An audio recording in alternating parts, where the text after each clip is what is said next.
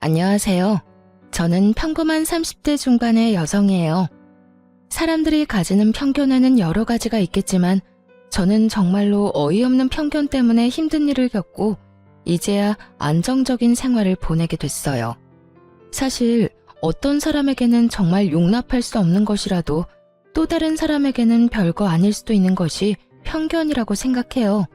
그리고 요즘 젊은 사람들에게 재혼 가정은 그렇게 큰 문제가 아니지만 나이가 많은 옛날 분들에게는 재혼 가정이라는 것만으로도 결혼을 꺼릴 일이 되는 거라는 걸 이때까지만 해도 전혀 몰랐거든요. 우리 어머니는 아버지와 재혼을 하셨어요. 옛날 분들은 쉬쉬하는 일이긴 했지만 저희 가족은 정말 너무너무 사이가 좋았죠. 재혼 가정이었지만 저는 아버지와 어머니의 딸이었고요. 어머니가 전 남편과의 사이에서 아이 없이 이혼을 하셨기 때문에 말 안 하면 그냥 온전한 가족일 뿐이었어요. 제가 성인이 되고 남자친구를 사귀기 시작했을 때 엄마가 저에게 당부하신 일이 있었어요. 너 혹시 결혼할 사람 생기면 우리가 재혼 가정이라는 건 절대로 말하지 마. 말하고 싶으면 결혼하고 최소 5년은 넘은 뒤에 하고. 응? 재혼이래봐야 엄마랑 나 아빠 사이가 남인 건 아니잖아. 피가 섞인 부모 자식인데 엄마가 너무 예민하게 생각하는 거 아니야? 네 눈에는 그렇게 보이지. 근데 내 나이만 돼도 그걸 흉으로 보는 사람이 있어. 내가 그런 편견을 얼마나 많이 당했는지 아니? 지금이야 결혼도 이혼도 쉽다지만 그때는 이혼하고 재혼한다고 하면 마치 죄 지은 사람처럼 몰아갔거든. 그러니까 네 사돈 될 사람들이 어떤 분인지는 모르지만 네가 거기에 자리를 잡고 나면 이야기해.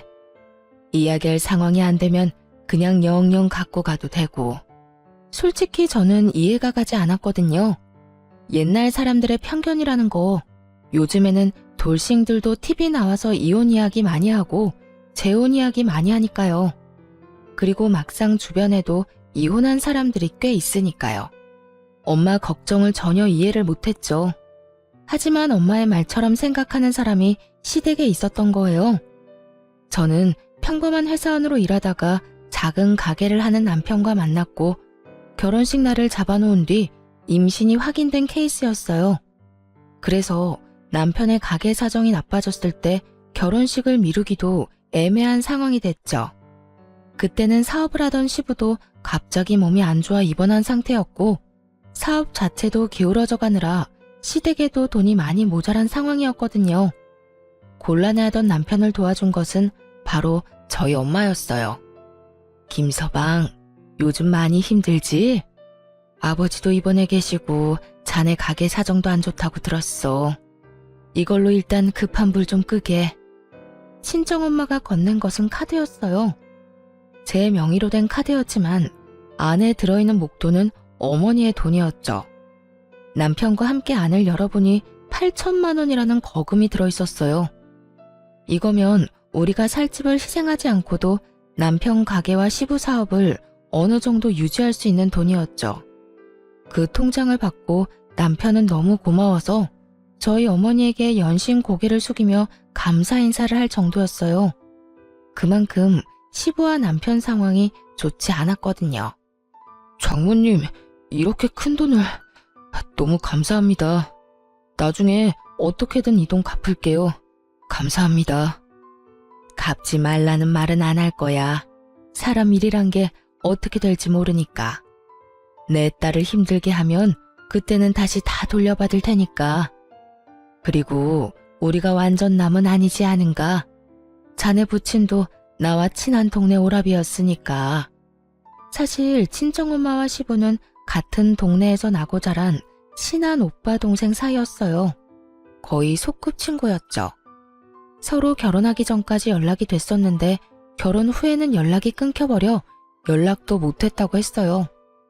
그간 어떻게 살았는지 모르다가 상견례 때 서로 알아보게 됐거든요. 그때 정말 다들 어안이 벙벙한데 두 사람은 너무 즐거워하면서 이야기하시고 그런 어수선한 분위기는 처음이었던 것 같아요. 하지만 그 인연 덕분에 결혼이 더 수월했던 것도 있었죠. 그리고 그 인연 때문에 친정엄마가 남편과 시부를 위해 돈을 마련해 준 것이기도 하고요. 감사합니다. 제가 와이프 고생 안 시키도록 노력할게요. 고맙네. 아, 그리고 한 가지만 더 괜찮을까? 지금 자네랑 자네 부친 상황도 좋지 않으니 예단 예물 같은 건 서로 할 처지가 못 될 거라 생각해. 자네도 지금 힘든 상황이고 우리도 어찌됐건 큰 돈을 지출한 상태니까 그건 그냥 안 하고 넘어가는 걸로 하는 게 좋지 않을까 해서. 그건 걱정 마십시오. 저희야 그렇게 해주시면 더 좋은걸요. 남편은 그간의 마음고생이 다 풀렸는지 확연히 좋아하는 얼굴로 저를 보며 싱글벙글 웃었어요. 얼마 전까지 돈 때문에 고생하던 사람이었으니 가뭄에 단비가 온 듯 좋았을 거예요. 그러면서 제 손을 꼭 쥐어주는 것을 보니 결혼도 크게 걱정 없을 것 같았죠. 남편과 함께 시부 병실에 가서 상황을 이야기해드렸어요. 저희 친정어머니가 도와준다는 말을 하자 시부가 어찌나 좋아하시던지. 아이고, 우리야 너무 고맙지. 고향 동생이 사돈이 되니 이런 덕도 보는구나. 예단 예물은 우리도 힘든 상황이었으니 서로 없는 걸로 하는 게 맞는 것 같고 내가 그래도 며느리 복이 있네. 이렇게 복덩이 같은 며느리가 떡하니 들어오고 말이야. 우리가 노력해서 너한테 다 갚아주마. 다 아버님이 쌓은 덕이죠. 짠순이 저희 어머니가 돈 빌려줄 정도면 아버님과 얼마나 각별한 사이였는지 알 것 같아서 마음도 놓이고 힘들 때 도와드릴 수 있어서 다행이라고 생각해요. 저와 친정엄마를 좋게 봐주는 시부를 보면서 기분이 참 좋았어요. 이렇게 시댁과도 진정한 가족이 될 수 있을지도 모른다는 생각을 했거든요. 그런데 그때 시모가 말을 하더군요. 근데 여보, 예단 예물을 안 하는 건 좀 아니죠. 제가 사려고 생각해둔 것들이 얼마나 많은데요. 살 게 뭐가 있어?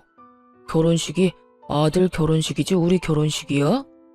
그리고 예단 예물 같은 거 할 상황도 안 돼 우리가. 당신 뭔가 착각하나 본데 간 만큼 오고 온 만큼 가는 거야. 상대방이 분에 넘치게 이미 줬는데 무슨 헛소리를. 그럼 아들이 받아온 돈 중에 좀 떼주세요. 저도 체면 치레는 해야 할 것 아니에요. 세상 사람들이 얼마나 욕하겠어요. 며느리가 시집 올 때 아무것도 안 해왔다고. 안 해오긴 뭘 안 해와. 당신 그 욕심 좀 버려. 애들 결혼식으로 세간살이 마련할 참이야? 애들 건 애들 거야. 제발 이상한 거 생각하지 말고 우더런 되는 마음으로 얌전히 좀 있어. 나랑 아들 망하면 집에서 살림만 하던 당신도 다 같이 망하는 거 알지? 지금 당신 하는 짓이 말이야. 물에 건진 인간 살려줬더니 보따리 내놓으라고 어깃장 부리는 거랑 똑같은 거야. 제발 염치 좀 챙겨. 아니면 철이 좀 더 들던가. 어떻게 시어머니 될 사람이 이렇게 생각이 모자라? 시모는 작게 한숨을 푹 내쉬더니 저와 남편에게 눈길도 안 주고 병실에서 나가버리더군요. 사실 남편과 시부가 시모에게는 얼마 받았는지 절대로 이야기하지 말라고 신신당부했었거든요. 그 돈 보면 어떻게든 가져갈 거라고 거의 확신하는 조로 말씀을 하니 저도 아무 말 못했죠. 그러니 시모는 저희 엄마가 빌려준 돈이 그렇게 큰 액수라고 생각을 안 한 것 같더라고요. 여보, 미안해. 엄마가 나쁜 의도로 그렇게 말씀하지는 않았을 거야. 나중에 상황이 다 정리되고 당신한테 얼추 돈도 갚아나갈 때쯤 되면 엄마한테 다 말할게.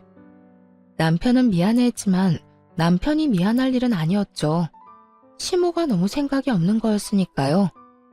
아들 사업이 망해가는 거 충분히 알면서도 자기 속 챙기는 모습을 보여주니 아들도 남편도 그걸 못 믿었게 생각하며 진실을 알려주지 않고 있었으니까요. 그때 시모가 어떤 사람인지를 정확하게 느꼈던 것 같아요. 욕심이 많구나, 그런 생각이 들었죠. 그리고 걱정이 됐어요. 결혼식 때 시모가 마냥 밝은 얼굴은 아니겠구나 하고요. 그리고 그 생각은 정확했어요.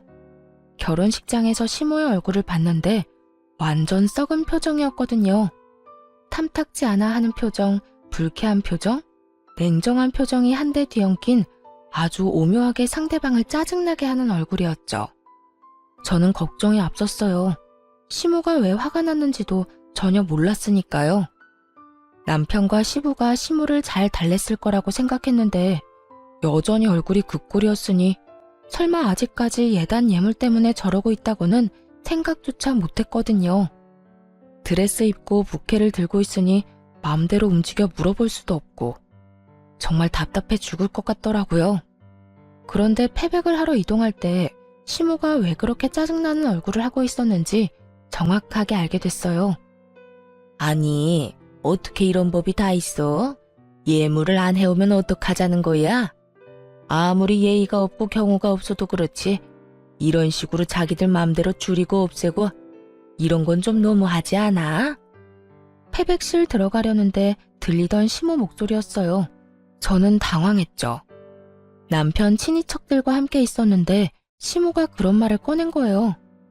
시부는 화장실에 간 터라 안에 없었거든요. 시모 말에 동조하는 사람들도 있었어요. 해주기로 했다가 안 해준 거라고? 무슨 그런 집이 다 있대. 아무리 그래도 조금이라도 해야 할 건 해야지. 겉만 번지르르 하고 그 집안 다 망한 거 아니야? 딸 결혼하는데 대놓고 그런 말을 어떻게 해? 돈 쓰기 싫은 거지. 며느리가 그렇다고 엄청 대단한 것도 아니고 뭐 내세울 것도 없는 애 시집 보내면서 그런 것도 없이 오는 거 너무 경우 없는 짓이잖아. 듣고 있으니 눈앞이 깜깜하더군요. 저희 부모님이 없길 바라며 안을 슬쩍 살폈는데 저희 부모님이 반대편 통로에 계시더라고요.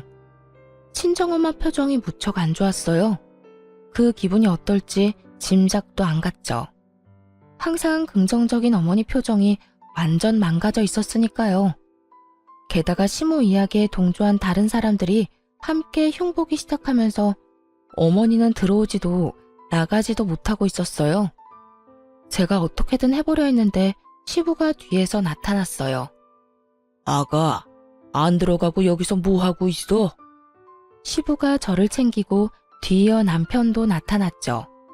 두 사람 다 화장실을 다녀와서 늦었죠. 그런데 시부가 들어서는 순간에도 시모는 저희 친정 욕을 계속하고 있었어요. 오히려 저 들으란 듯 더 크게 말하더라고요. 내가 아들 앞길 막아버린 건 아닌가 싶어서 걱정이에요. 결혼식부터 자기 마음대로 모든 걸 결정하는 사람들이잖아요. 결혼하면 얼마나 심하겠어요? 별것 없는 딸도 귀한 딸이라고 싸고 돌 테니까요. 당신 지금 무슨 소리 하는 거야? 결국 시모 이야기를 듣던 시부가 깜짝 놀라 시모에게 소리쳤어요. 지금 친척들 앞에서 무슨 헛소리 지어 만드는 거냐고. 자식 도와준 사돈이 얼마나 고마운데 당신 하는 짓이 원수를 은혜로 갚는 거랑 뭐가 달라. 막말로 예단 예물을 했었어 봐. 우리가 감당이나 했겠소? 지금이야 퇴원해서 몸 상태 괜찮고 사업도 차츰 돌아오고 있지만 그때 사돈이 안 도와줬으면 재기 못했을 수도 있다고. 어떻게 돼먹은 사람이야 당신? 은인들 앞에 두고 그런 말을 어떻게 하냐고. 꼴랑 조금 도와준 거 가지고 이러지 말아요. 그리고 하기로 한 건 했어야지. 그걸로 얼마나 할 일이 많았는지 알아요? 제가 사야 할 것들 다 못 샀는데 그럼 가만히 있어야 하냐고요. 그리고 우리 집에 시집 오면 당연히 도와줘야 하는 거지 뭘 그렇게 생색을 내면서 도와줘요? 정말 떼쓰는 아이처럼 말하더라고요. 상황을 볼 줄 모르는 건지 주변을 전혀 신경 쓰지 않더라고요. 시모와 함께 욕한 사람들이 처가에서 이미 금전적인 도움을 줬다는 말에 자신들이 했던 말을 주워 담지도 못하고 아이고 이걸 어째 하며 발만 동동 구르고 있었는데도요. 그리고 시모의 그 철없는 말에 저희 친정 부모님보다 얼굴이 더 일그러진 사람이 바로 시부였어요. 도움을 준 사람이 바로 앞에 있는데 자기 마누라가 저런 소리를 찍찍해대니 당연히 환장하고 펄쩍 뛰었어요. 뚫린 입이라고 말 함부로 하는 거 아니야. 도대체가 당신은 나이를 어디로 먹은 거야? 그리고 내가 말했지. 당신 그 욕심 때문에 언젠가 큰 코 다친다고. 제발 욕심 좀 버려. 당신 때문에 나도 창피해. 손님들 앞에서 이게 무슨 추태냐고. 결국 남편이 수습하러 나섰어요. 아버지, 진정하세요. 그리고 어머니, 저희 까딱 잘못했으면 결혼식 연기해야 했을 수도 있어요. 어머니가 집에서 살림만 하시느라 아버지랑 제 사정을 모르셨을 수도 있는데 진짜로 위험한 상황이었다고요. 뱃속의 아이 때문에 장인어른 장모님이 저희 상황 많이 살펴봐 주신 거고요. 돈 빌려 가는데 예단임을 하자고 하면 처가에 돈 빌려서 결혼하는 거랑 뭐가 달라요? 그러니까 제발 더 이상 저 부끄럽지 않게 해주세요. 지금도 이렇게 친인척분들 모인 곳에서 큰 소리로 남편 말에 시모가 꽥 소리를 지르더군요. 너도 내가 잘못했다고 생각해? 내가 뭘 잘못했는데? 며느리 보면서 덕 좀 보겠다는 게 그렇게 큰일이야? 덕만 봤어요? 망해가는 가게 살려준 은인인데 어머니한테 직접적으로 돈 주는 거 없다고 이런 식으로 구는 것 같은데 살면서 제가 해드리면 되잖아요. 그러니까 제발 제 와이프 처가는 건드리지 마세요. 제발 사람 도리만 하면서 삽시다. 네? 시모는 골이 잔뜩 난 채로 인상을 확 찌푸리고 있었고 시부와 남편은 저와 친정 부모님을 달래려 애썼어요. 두 사람이 잘 달래지 않았다면 분위기가 수습이 안 될 정도로 망가졌을 거예요. 남편은 저와 친정어머니에게 미안하다고 연신 고개 숙였죠. 그때 시모가 자기는 패백을 안 하겠다고 나가버리더군요. 그런데 아무도 안 잡았어요. 시부는 오히려 속이 편하다는 듯 자신의 여동생에게 대신해달라고 부탁했거든요. 그렇게 시모가 없는 패백이 진행됐죠. 시모는 아예 돌아가 버렸더라고요. 엉망이 된 결혼식이었지만 더 엉망이 되기 전에 수습이 돼서 차라리 다행이라는 생각이 들 정도였거든요. 혼주가 그런 표정으로 앉아있으면 사람들이 이 결혼이 어떤 결혼인지 다 알게 되잖아요. 시모가 없으니 분위기가 더 둥글둥글하고 좋았어요. 시부가 돌아다니며 제 칭찬도 하시고 고향 친구들과 어머니 이야기도 하면서 정말 열심히 마지막까지 수고해 주셨거든요. 시부에게는 감사한 마음이 너무 컸죠. 친정 부모님도 시모가 안 보이니 그제야 얼굴이 좀 돌아왔고요. 딸, 그 집 안 싸돈 보면 내가 너 시집 안 보내고 싶은데 그래도 오빠가 너 좋게 생각해주고 잘해주니까 그거 하나만 믿고 보내. 예, 혹시라도 네 시어머니가 너 괴롭히면 꼭 시아버지한테 가서 일러라. 알겠지? 어른이 어른 같아야 말이지. 저런 어른도 우더른이라고 다 참아주면 너만 생고생이야. 아니다 싶을 때는 확실하게 시아버지한테 말해. 도와준 것도 있고 이 엄마 얼굴 생각해서라도 너한테 잘해줄 양반이야. 나는 너희 시모 가까이 하고 싶은 마음 없으니까 혹시라도 만나게 될 일 만들지 말고. 알았지? 정말 싫었던 건지 신신당부를 하더라고요. 그리고 며칠 뒤에야 저희는 시부모님 소식을 들었어요. 엄청 크게 싸웠다고 하더라고요. 완전히 사이가 틀어질 정도로요. 하긴 싸우지 않는 게 이상한 일이었죠. 남편은 그 결혼식 이후로 저한테 신경 많이 썼어요. 그런 거 아니더라도 원래 저한테 잘해주던 사람이었는데 더 신경을 많이 쓰더라고요. 스트레스가 아이한테 안 좋은 영향을 미쳤을까봐 걱정하며 발 마사지도 해주고 그래서 시모에 관한 건 좀 털어낼 수 있었어요. 남편이 최대한 시모와 마주치지 않을 수 있도록 해주겠다고 했거든요. 그 말 믿고 안심하고 있었죠.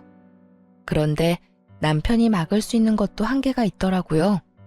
시부와 남편 사업이 잘 풀리기 시작하면서 집안에 생기는 크고 작은 행사들을 시모와 제가 챙겨야 할 일이 생겼거든요.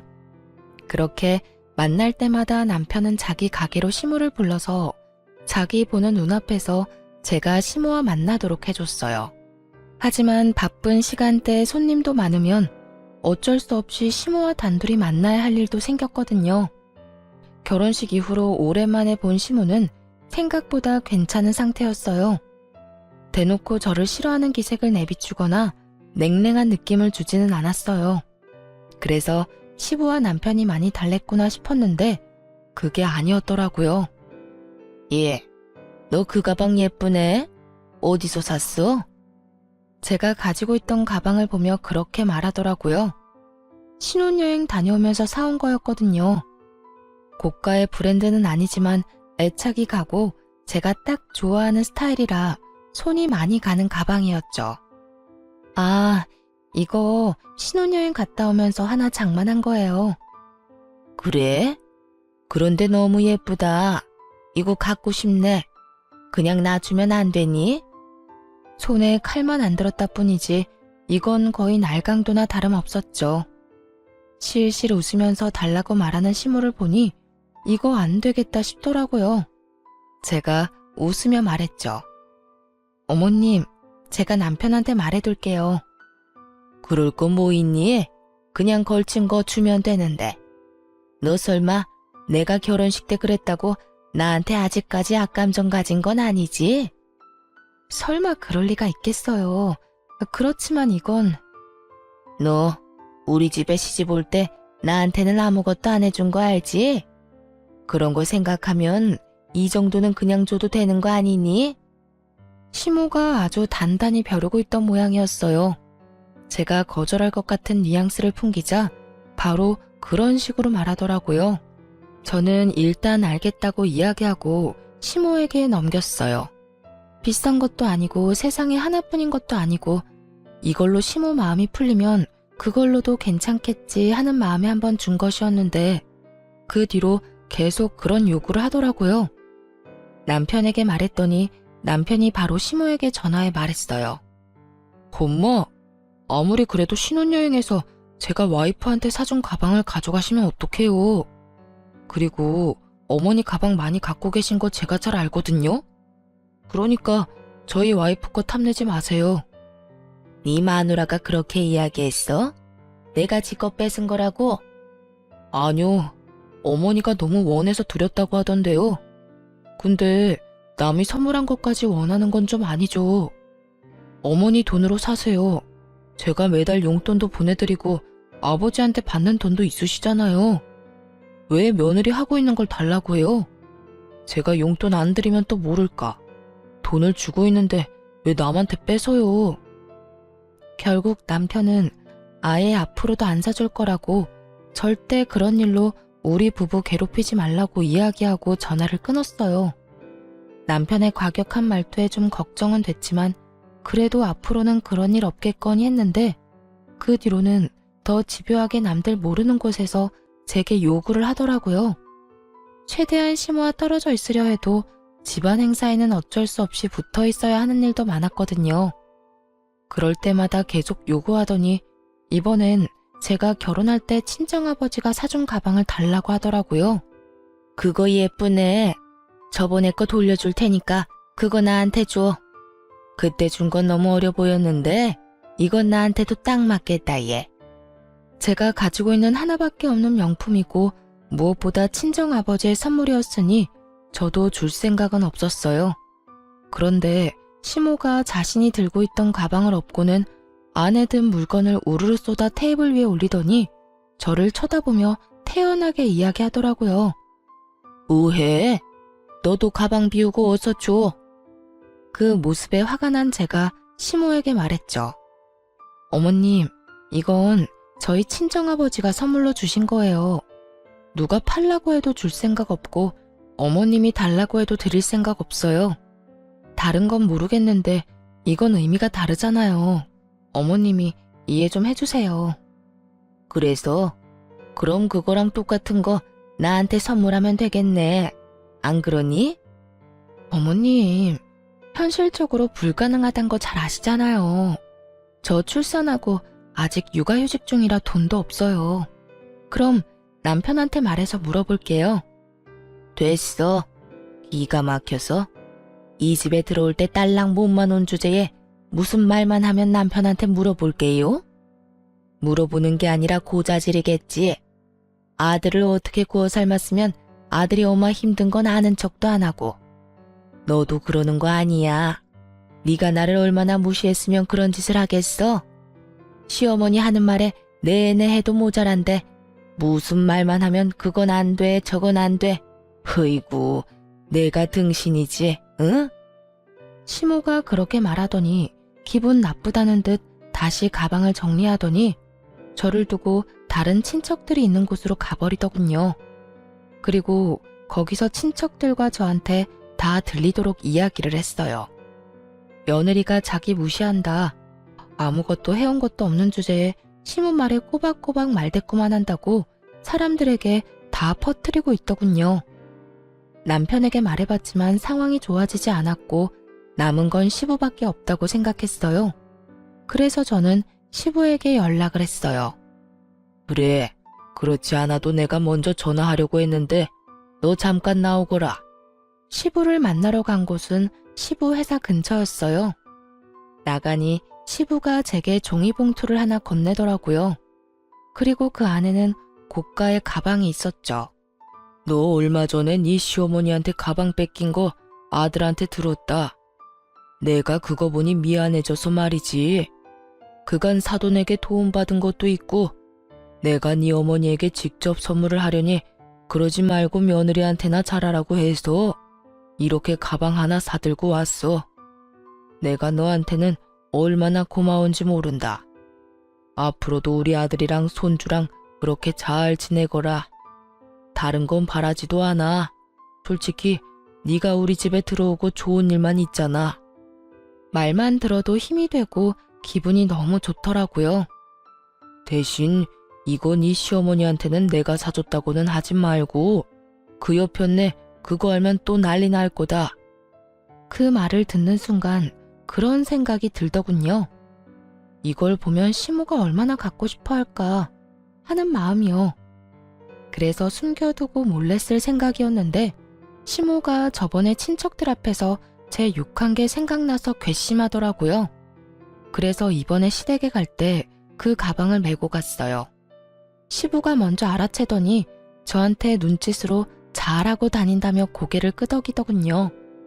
그리고 아니나 다를까 이번에도 시모의 눈이 돌아가더라고요. 얘, 이런 건 또 어디서 났어? 저번보다 훨씬 예쁘다. 이거 나한테 줘, 응? 그러면 앞으로 친척들한테 네 이야기 안 할 거야. 그걸 말이라고 하는 건지. 시모가 며느리 흉보면 사람들이 그 집안을 뭘로 알겠어요? 그것도 결혼한 지 1년도 안 된 며느리를. 게다가 가방 하나에 그런 말 안 하겠다는 것도 다 그냥 해보는 말일 거예요.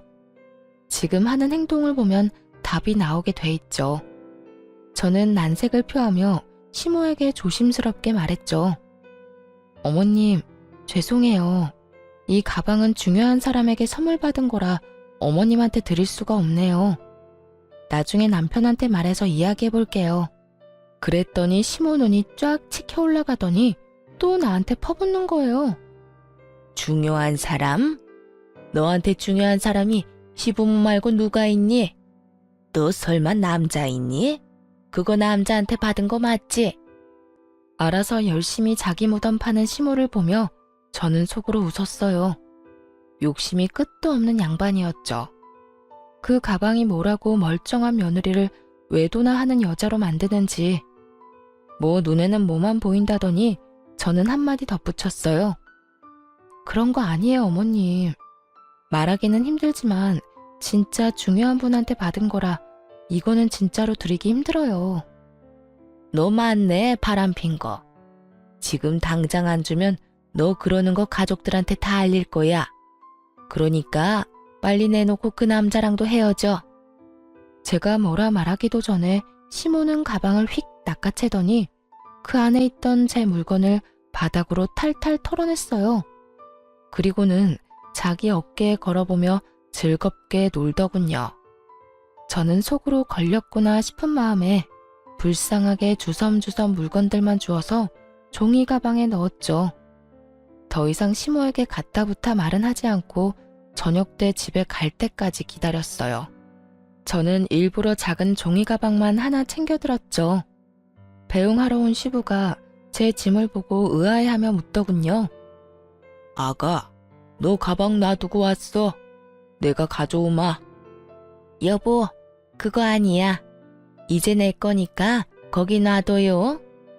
시부가 시모 이야기에 당황한 얼굴이 돼서 시모에게 되물었죠. 이게 왜 당신 거야? 걔가 나한테 줬다고요. 자기 불리해지는 거 싫으니까 바람 피우는 거 나한테 들켜서 내가 눈 감아주는 조건으로 그거 받은 거란 말이에요. 혼자 소설 쓰던 시모를 보며 시부가 황당한 얼굴로 되물었죠. 바람을 피워? 네, 그 가방 바람 피운 사람한테 받은 거라고요. 뭐라는 줄 아세요? 중요한 분한테 받은 거랍니다. 그게 왜 도남인지 뭐겠어요? 시부가 골 때린다는 표정으로 이마를 부여잡고 시모에게 물었죠. 그 중요한 분이 왜 도남이라고? 누가 그래? 딱 보면 척이죠. 이 비싼 가방을 그럼 누가 사줘요? 의기양양하게 말하는 시모는 그 이야기는 꺼내지 않기로 한 약속도 다 깨고 시부에게 구구절절 자기가 쓴 소설 이야기를 말하고 있더라고요. 그게 얼마나 웃긴지 그런 시모에게 시부가 꽥 소리를 질렀어요. 나다. 내가 사줬어 이 옆에 내야. 시아버지가 사준 걸 시어머니가 홀라당 가져가? 도대체 당신은 생각이 있는 사람이야 없는 사람이야? 당신이 이걸 왜 사줘요? 내가 며느리 집안에 받은 게 얼만데 그럼 이런 거라도 해줘야 할 거 아니야?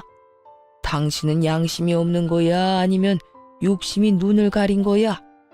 어떻게 남한테 선물 받았다는 걸 그것도 그런 난잡한 상상해가며 며느리 모함하고 요새 친척들 사이에서 며느리 험담하는 것도 그래. 내 귀에 안 들어올 줄 알았어? 내가 그거 뒷수습하느라고 얼마나 힘든지 아냐고. 있는 사실만 말해, 있는 사실만. 당신 혼자 소설 쓰고 자빠져 있지 말고. 시부가 그렇게 말하며 가방을 탈탈 털어 시모 물건을 바닥에 냅다 던져버리고 제게 가방을 돌려줬어요. 그걸 보고 있던 시모가 저를 째려보는데 어쩌겠어요. 저는 줬는데 시부가 다시 돌려줬으니 다시 제 것이 된 것뿐이죠. 그리고 그 뒤로 시모는 제 것을 탐낸 적이 없었어요.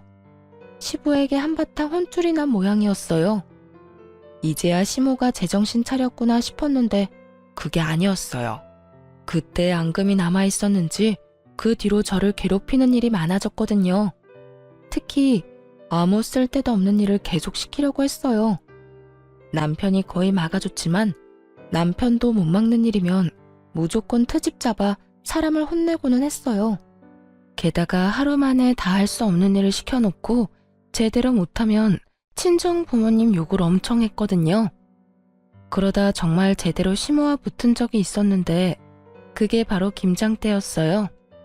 보통은 친정이나 시댁에 가서 김장을 하는데 시모는 시댁에 오지 말고 저희 신혼집에서 김장을 해서 시댁 먹을 것까지 해서 가져오라고 하더라고요. 너무 양도 많고 힘드니 친정엄마한테 연락했죠. 이야기 들은 친정엄마가 흔쾌히 도와주겠다며 왔는데 제가 좋아하는 반찬에 고추장, 간장까지 다 해오셨더라고요.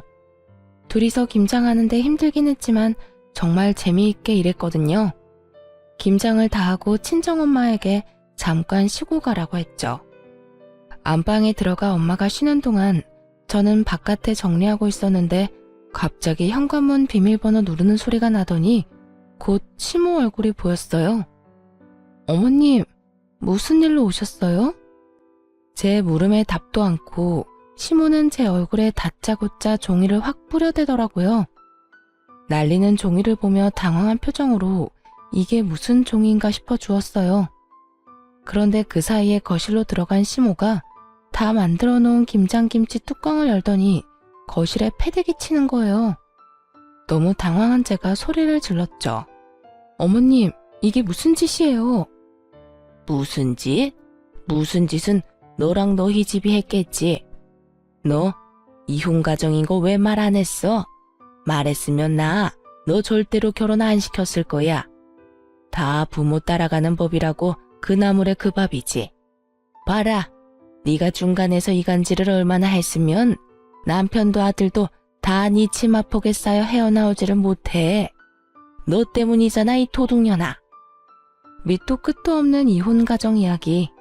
저야말로 당황했죠. 이게 이렇게 크게 화낼 일이었나요? 진짜 이해가 안 가더라고요. 어머님, 도대체 무슨 말씀하시는 거예요? 그리고 김치는 왜 이렇게 만들었어요? 너랑 네 어미가 만든 김치를 우리가 왜 먹어? 재수가 없으려니 이런 년이 집에 붙어가지고. 너도 내 자식 버리고 이혼할 가능성 충분해. 네 엄마가 그랬던 것처럼. 내가 다 조사해봤어. 어쩐지 처음부터 마음에 안 들더라.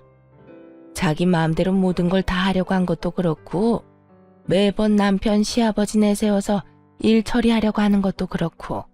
너 네 엄마한테 그렇게 배웠어? 어른한테 그런 식으로 하라고 배웠냐고? 저희 엄마 욕하지 마세요. 어디 가서 그런 소리 들으실 분 아니에요. 저와 시모가 싸우는 소리가 들리자 안방에서 선잠을 자고 있던 친정엄마가 깜짝 놀라 밖으로 나왔어요.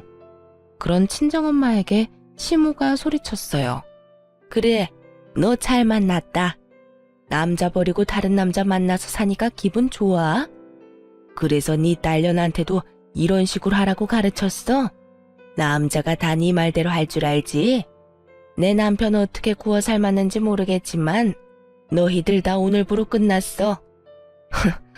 재혼 가정? 그딴 인간들 내 아들하고 엮이는 거 내 눈에 흙이 들어가도 못 봐. 지금 당장 헤어지도록 만들 거라고. 악에 받쳐 소리 지르는 시모를 두고 보다 못한 친정엄마가 시부에게 전화를 걸었어요. 오빠, 빨리 애들 집으로 와. 지금 완전 난리도 아니야. 쉬는 날이었고 시부가 근처에 있었기에 금방 올 수 있었어요. 그리고 엉망진창이 된 집을 보며 시부가 어이없다는 듯 말했어요. 이게 지금 이 난장판이 뭐 때문에 이렇게 된 거야? 오빠 처가 그랬지. 며느리한테 김장 혼자 하라고 시키더니 이것 좀 봐. 김장한 거 다 엎어놔서 쓰지도 못하게 만들고. 내가 우리 애들 먹으라고 만들어준 반찬도 쓰레기통에 다 쳐넣더라. 이게 대체 어떻게 된 일이야? 당신이 진짜 이랬어? 나 아니에요. 저 사람들이 거짓말하는 거지. 어머님, 거짓말하지 마세요. 저희 집에 아기용 홈캠 달아놔서 그 상황 다 찍혔거든요. 제 말에 시모 얼굴이 하얗게 변했어요. 이렇게 큰 사고를 쳐놓고 발뺌으로 넘어가려고 하다니 도대체 생각이 있는 사람인 건지 없는 사람인 건지. 그렇지만 시모는 개의치 않고 시부에게 붙어서 말하더라고요. 내가 한 거긴 한데 이 사람들 믿을 만한 사람도 아니야. 세상에 당신 고향 친구라는 저 여자도 재혼 가정이더라고. 그것도 우리한테 속이고 결혼까지 했잖아요. 내가 여태껏 사돈 얼굴 봐서 도와주고 참아준 건데 이게 도대체 무슨 꼴이냐고. 우리가 왜 저 여자한테 뒷조사까지 당해야 해? 내가 이혼하고 재혼한 게 그렇게 나쁜 일이야? 그게 뭐가 그렇게 잘못했다고 여기서 이 난리야. 그리고 그런 것 때문에 화내는 것도 아니잖아. 결혼할 때 그 예단 예물 안 해온 걸로 그렇게 괴롭히더니 애가 가지고 있는 물건을 뺏으려고 하질 않나. 그러더니 이번에는 하다 내 결혼 생활로 애를 괴롭혀? 이미 애들 결혼했고 잘 살고 있으면 됐지. 시부는 어지럽혀진 거실 바닥을 물끄러미 바라만 보고 있더니 푹 한숨을 쉬었어요. 그리고 여전히 의기양양하게 서 있는 시모에게 말했죠. 당신 오늘 가서 짐 싸. 무슨 짐을 싸요? 당신이 제일 싫어하는 이혼해 줄 테니까 우리 집에서 나가. 그 얼굴 꼴도 보기 싫으니까 나가라고. 갑작스런 시부의 이혼 선언에 모두들 놀라서 눈만 껌뻑였어요. 그게 무슨 소리예요?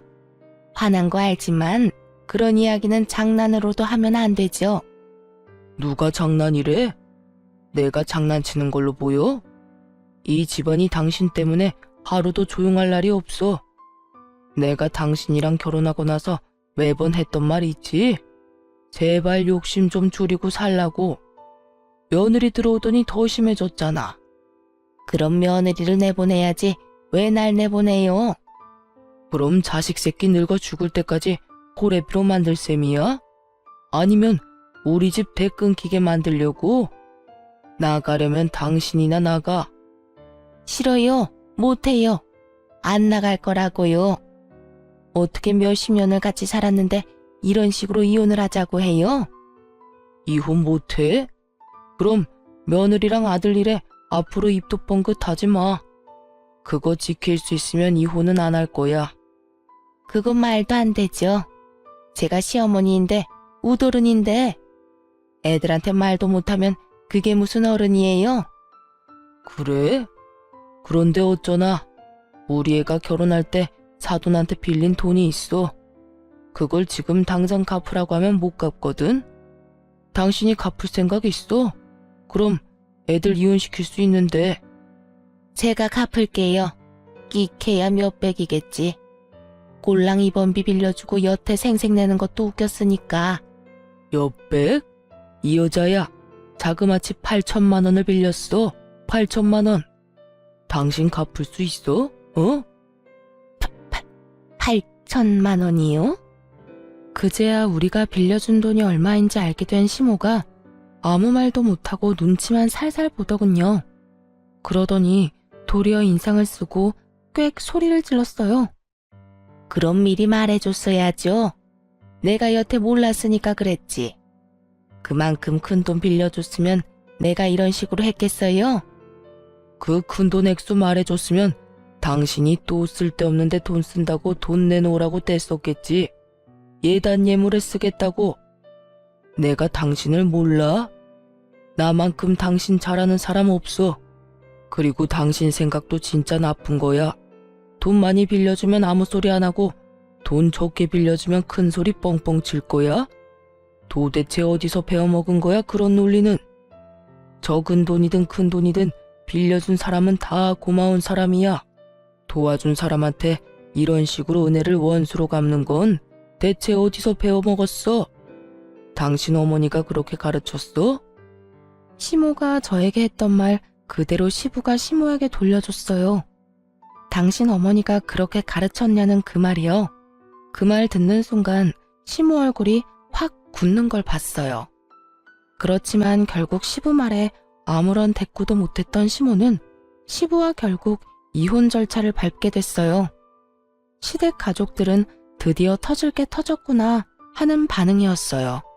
사실 시모의 철없는 행동으로 그간 시댁 식구들이 뒷수습한 적이 많았다고 하더라고요. 생각 없이 말 내뱉는 거랑 사실관계 알아보지도 않고 소설 지어내서 말하는 거. 그리고 남의 것 욕심내는 것까지. 그래도 가족이라고 여태 끼고 살았던 것 같은데 결국은 이렇게 갈라서게 된 거죠. 그런데 시부와 시모의 이혼은 이상한 곳으로 불똥을 튀게 만들었죠. 하루는 신우가 눈물을 흘리며 남편을 찾아왔더라고요. 오빠, 그 사람이 나랑 파혼하자고 했어. 어떻게 하면 좋아?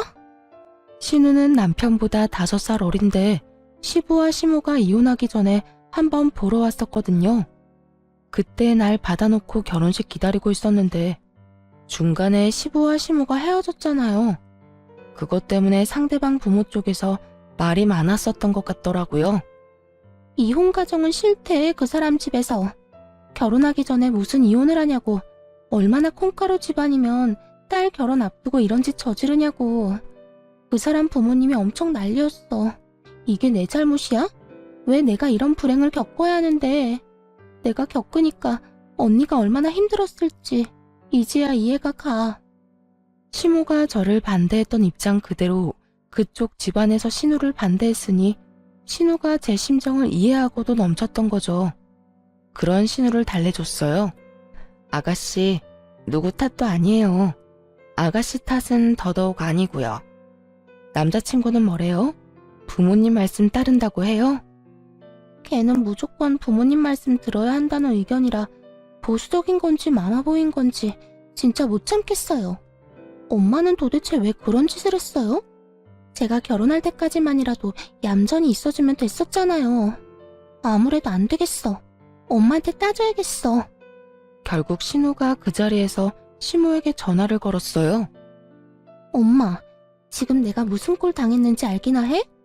지금 하하호호 즐겁게 있을 때가 아니라고. 나 파혼당했어. 엄마 때문에. 아니, 엄마는 왜 이상한 짓을 해가지고 아빠한테 이혼까지 당한 거야?